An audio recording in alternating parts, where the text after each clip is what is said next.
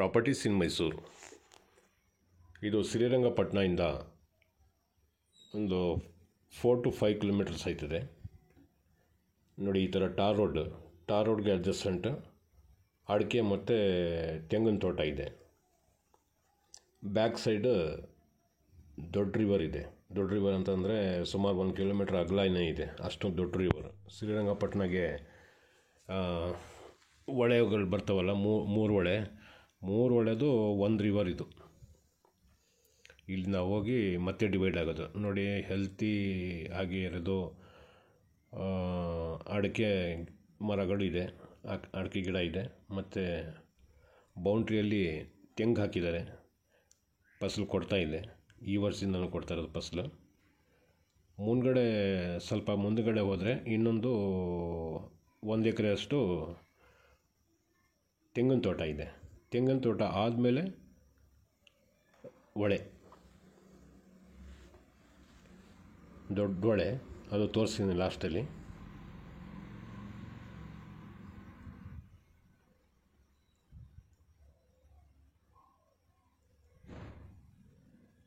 ಎಲ್ಲ ಗಿಡಗಳಿಗೂ ಪಾತಿ ಮಾಡಿದ್ದಾರೆ.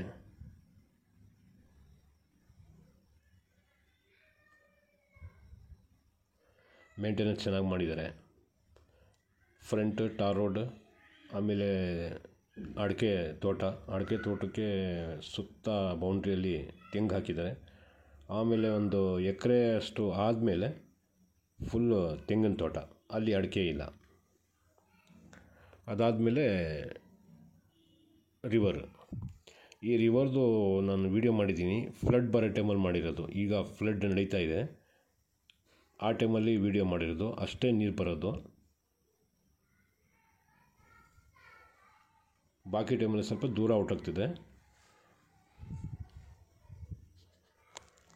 ದೂರ ಅಂದರೆ ಸುಮಾರು ಐಲ್ಯಾಂಡ್ಸ್ ಥರ ಚಿಕ್ಕದು ಐಲ್ಯಾಂಡ್ಸ್ ಇದೆ ಇಲ್ಲಿ. ಅಲ್ಲಿ ಹೋಗಿ ಕೂತ್ಕೊಂಡು ಎಂಜಾಯ್ ಮಾಡೋಕ್ಕೆಲ್ಲ ಚೆನ್ನಾಗಿದೆ. ಇದ್ರದ್ದು ಬೆಲೆ ಹೇಳ್ತಾರೆ 3,60,000 ಪರ್ ಗುಂಟ. 1 ಗುಂಟೆಗೆ 3,60,000 ರೂಪಾಯಿ ಹೇಳ್ತಾ ಇದ್ದಾರೆ. ಟೋಟಲ್ ಬೌಂಡ್ರಿ 2 ಎಕರೆ 6 ಗುಂಟೆ ಇದೆ.